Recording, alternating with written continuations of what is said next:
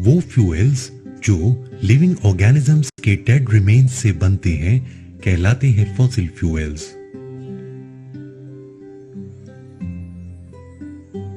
कोल या कोयला fossil fuel का एग्जाम्पल है जो कि प्लांट्स के डेड रिमेन से बना है।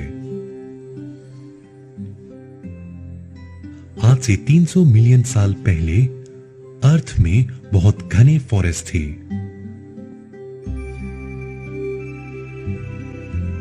बाढ़ आने की वजह से ये फॉरेस्ट मिट्टी के नीचे दब गए।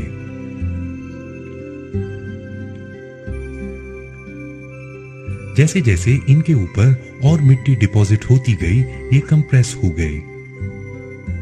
जैसे जैसे ये नीचे नीचे दबते गए टेम्परेचर भी बढ़ता गया।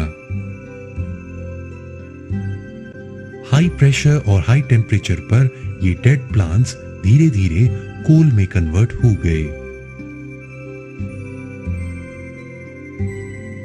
क्योंकि कोल में मेनली कार्बन होता है, इसलिए डेड वेजिटेशन का धीमा कन्वर्जन कोल में कार्बोनाइजेशन भी कहलाता है। कोल पत्थर की तरह हार्ड होता है और इसका रंग काला होता है।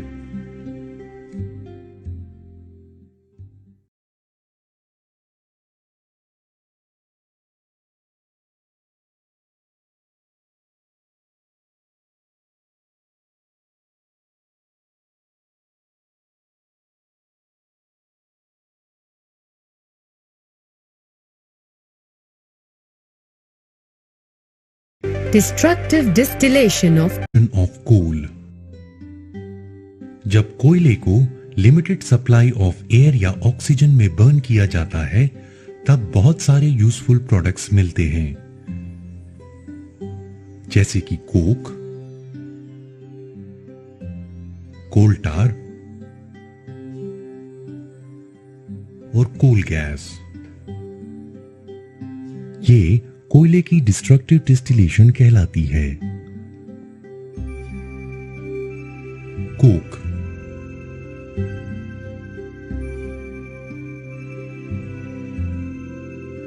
कोल की डिस्ट्रक्टिव डिस्टिलेशन से जो ब्लैक रेसिड्यू मिलता है वो है कोक। कोक एक पोरस ब्लैक सॉलिड सब्सटेंस है। ये almost pure form of carbon है। कोक का यूज स्टील के मैन्युफैक्चर में और मेटल्स की एक्सट्रैक्शन में होता है।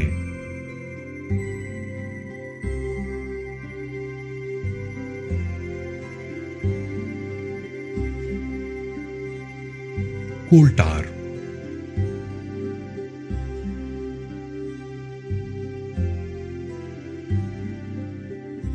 कोल टार एक ब्लैक थिक लिक्विड है जिसकी की स्मेल बहुत ही अनप्लेजेंट होती है।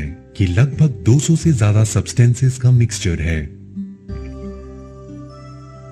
कोल टार का यूज बहुत सारी इंडस्ट्रीज में होता है, जैसे कि सिंथेटिक डाइज बनाने वाली इंडस्ट्रीज, ड्रग्स के मैन्युफैक्चर में,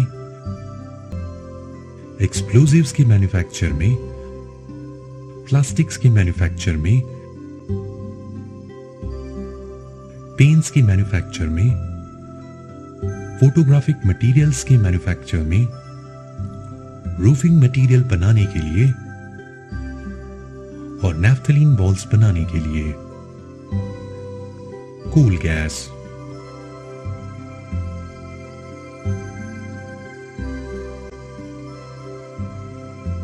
कोल की डिस्ट्रक्टिव डिस्टिलेशन में जो गैस रिलीज होती है वो है कोल गैस, और ये बहुत सारी इंडस्ट्रीज में ईंधन की तरह प्रयोग होती है।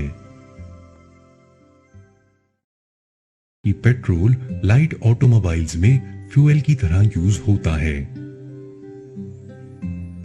पेट्रोलियम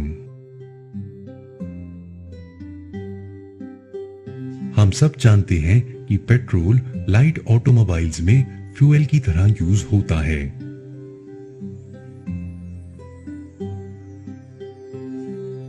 हेवी मोटर व्हीकल्स जैसे ट्रक्स और ट्रैक्टर्स डीजल पर चलते हैं।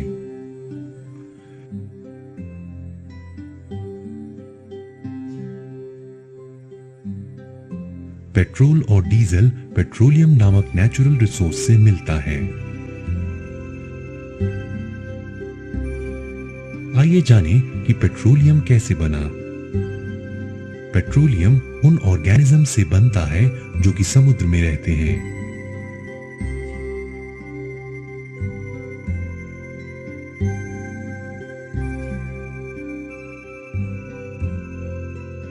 जब ये ऑर्गेनिजम्स मर गए तो इनकी बॉडी समुद्र के नीचे सेटल हो गई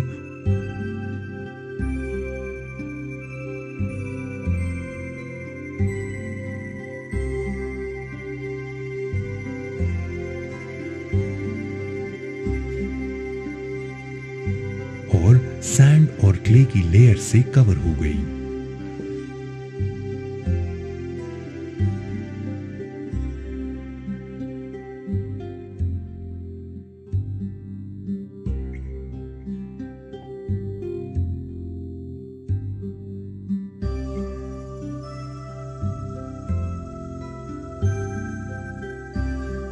मिलियंस ऑफ ईयर्स में एब्सेंस ऑफ एयर में, हाई टेम्परेचर में और हाई प्रेशर में ये डेड ऑर्गेनिजम्स पेट्रोलियम और नेचुरल गैस में कन्वर्ट हो गए।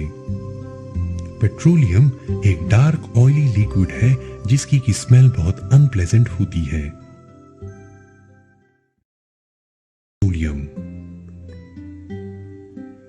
पेट्रोलियम बहुत सारी सब्सटेंसेस का मिक्सचर होता है। ये सब्सटेंसेस हैं petroleum gas, petrol, kerosene oil,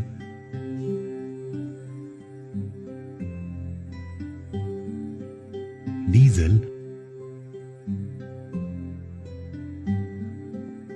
lubricating oil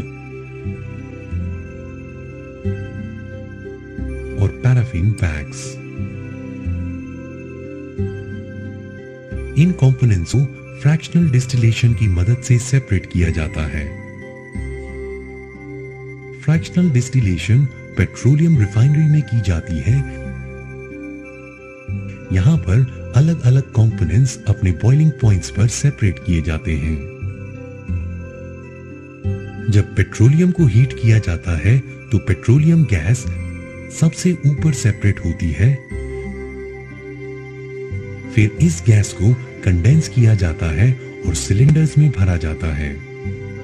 ये सिलेंडर्स एलपीजी सिलेंडर्स हैं, यानी कि लिक्विफाइड पेट्रोलियम गैस, जिसका प्रयोग हम अपने घरों में करते हैं। पेट्रोलियम गैस के नीचे पेट्रोल सेपरेट होता है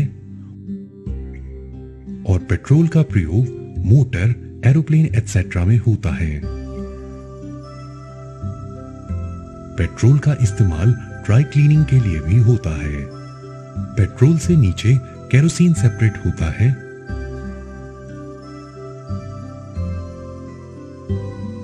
केरोसिन का इस्तेमाल स्टोव, लैंप्स और जेट एयरक्राफ्ट में होता है। इसके बाद अगला कंपोनेंट जो सेपरेट होता है वो है डीजल। डीजल मोटर व्हीकल्स और इलेक्ट्रिक जनरेटर्स में फ्यूल की तरह यूज होता है।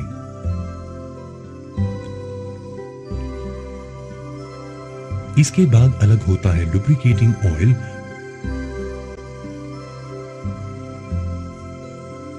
जो कि मशीन्स में लुब्रिकेशन के लिए इस्तेमाल होता है। इसके बाद अलग होता है पैराफिन वैक्स,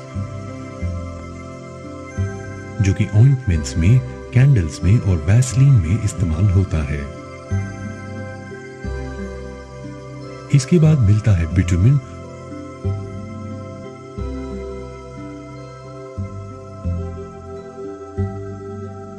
जो कि पेंट्स बनाने में और रोड सरफेसिंग में यूज होता है।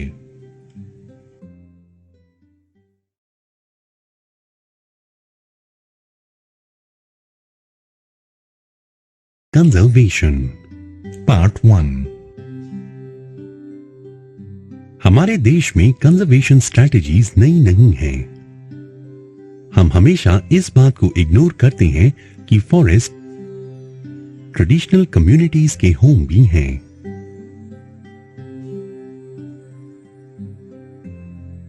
इंडिया के कुछ एरियाज में लोकल कम्युनिटीज गवर्नमेंट ऑफिशियल्स के साथ इन हैबिटेट्स को कंजर्व करने की कोशिश कर रही हैं, क्योंकि वो जानते हैं कि अगर ये हैबिटेट्स कंजर्व रहें तो ही उनका लॉन्ग टर्म लाइवलीहुड पॉसिबल हो पाएगा।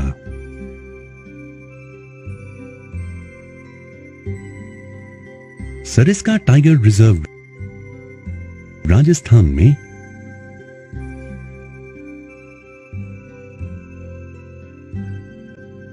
गांव वालों ने माइनिंग के खिलाफ जंग लड़ी, क्योंकि ये वाइल्ड लाइफ प्रोटेक्शन एक्ट का उल्लंघन था।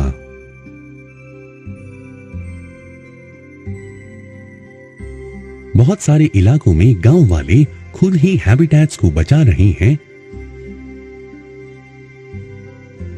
और गवर्नमेंट इन्वॉल्वमेंट को रिजेक्ट कर रहे हैं।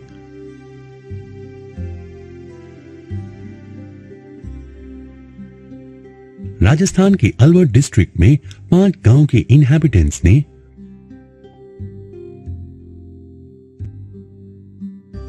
1200 हेक्टेयर फॉरेस्ट को भैरवदेव डाकर सोनचुरी डिक्लेयर किया है।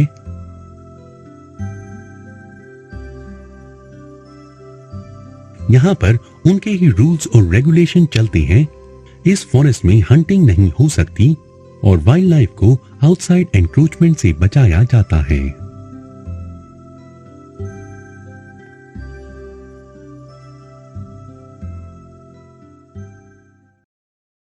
Conservation part 2। हिमालयाज में फेमस चिपको मूवमेंट बहुत कामयाब हुई थी, जिसने डिफॉरेस्टेशन को रोका और ये दिखाया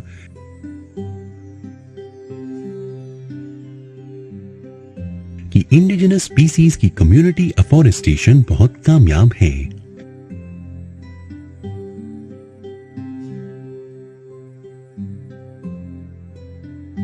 अब हमें बहुत जगह ट्रेडिशनल कंजर्वेशन मेथड्स को रिवाइव करना और इकोलॉजिकल फार्मिंग के नए मेथड्स दिखते हैं।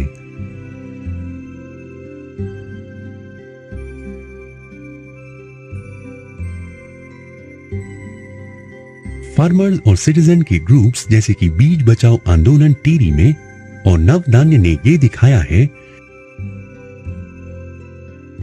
कि डाइवर्सिफाइड क्रॉप्स के एडिक्वेट लेवल्स और सिंथेटिक केमिकल्स का यूज करके क्रॉप्स उगाना पॉसिबल है और ये इकोनॉमिकली वाइबल है।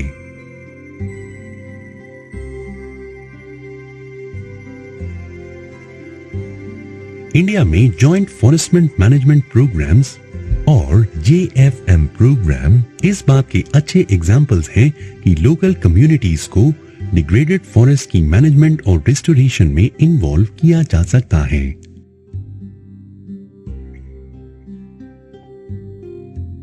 ये प्रोग्राम उड़ीसा में 1988 से चालू है, जब पहली बार जॉइंट फॉरेस्ट मैनेजमेंट का रेजोल्यूशन उड़ीसा में पास हुआ था।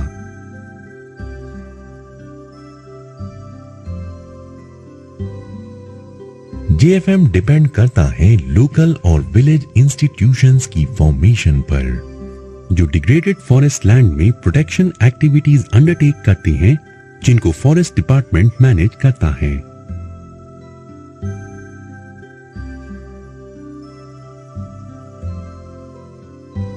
बदले में इन कम्युनिटीज के मेंबर्स को इंटरमीडिएरी बेनिफिट्स मिलते हैं, जैसे कि नॉन टिम्बर फॉरेस्ट प्रोड्यूस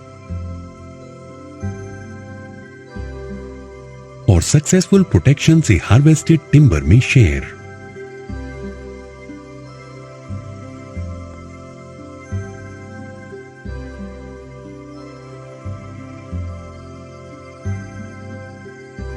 हमें इंडिया में एनवायरनमेंट की डिस्ट्रक्शन और एनवायरनमेंट की रिकंस्ट्रक्शन से एक क्लियर मैसेज मिलता है कि नेचुरल रिसोर्सेज की मैनेजमेंट में हमें लोकल कम्युनिटीज को इन्वॉल्व करना होगा।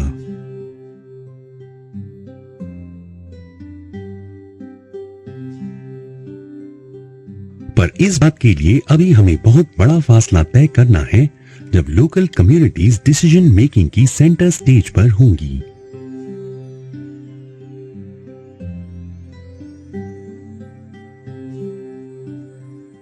एक्सेप्ट ओनली दोज इकोनॉमिक और डेवलपमेंटल एक्टिविटीज जो कि पीपल सेंट्रिक, एनवायरनमेंट फ्रेंडली और इकोनॉमिकली रिवॉर्डिंग हो।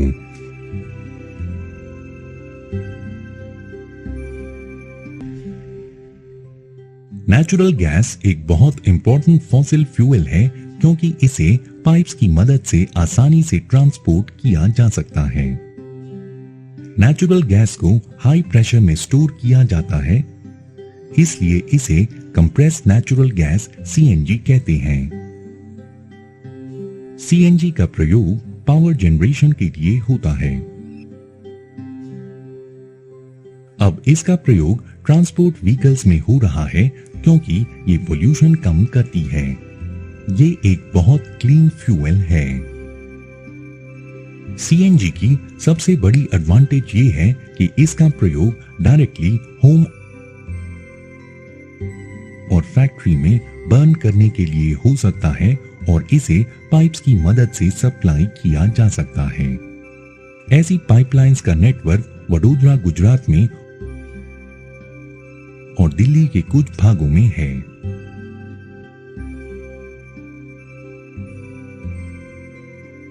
नेचुरल गैस बहुत सारे केमिकल्स और फर्टिलाइजर्स के लिए स्टार्टिंग मटेरियल की तरह काम करता है।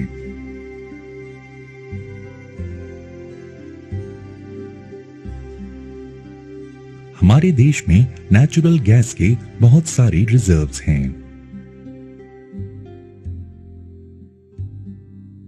इंडिया में नेचुरल गैस त्रिपुरा, राजस्थान, महाराष्ट्र और कृष्णा गोदावरी डेल्टा में पाई जाती है।